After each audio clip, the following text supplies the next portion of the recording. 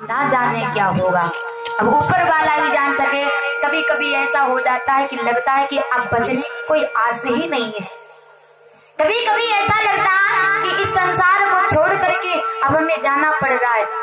लेकिन मेरे भाई, घर परिवार वाले तसल्ली बताते हैं कि ऐसा कभी होने नहीं देंगे, तुम्हें मरने नहीं देंगे, लेकिन करने के अनुसार जो करनी करोगे वही महाराज वैसा ही तो होगा। सब उम्र बीत गई धोखे में, परिणाम न जाने क्या होगा। जीवन भर गंदा काम किया, इल्जाम न जाने क्या होगा। हे मेरे भाई, पता नहीं, इसलिए याद रखना कि कभी भी अपने जीवन में किसी का हृदय ना दुखाना। महाराज का हृदय बहुत दुख गया कि वो जब खबर पाई कि 10 टके फेंक दिए ब्राह्मणी ने।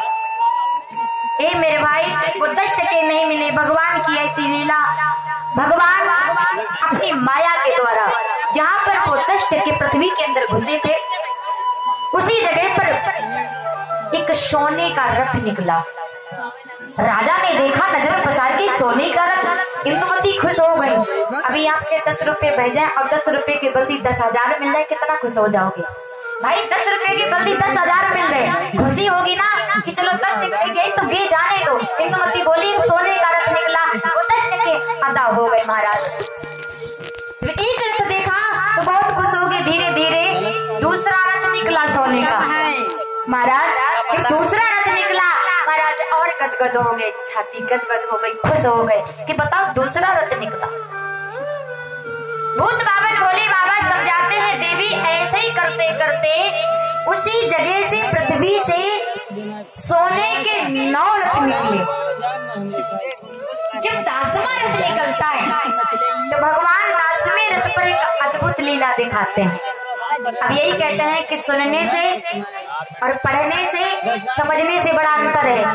हर बातें, हर चीज हर किताब में नहीं लिखी होती। मेरे भाई, जो लिखा होता वही तो पढ़ोगे, जो लिखा नहीं तो क्या पढ़ोगे।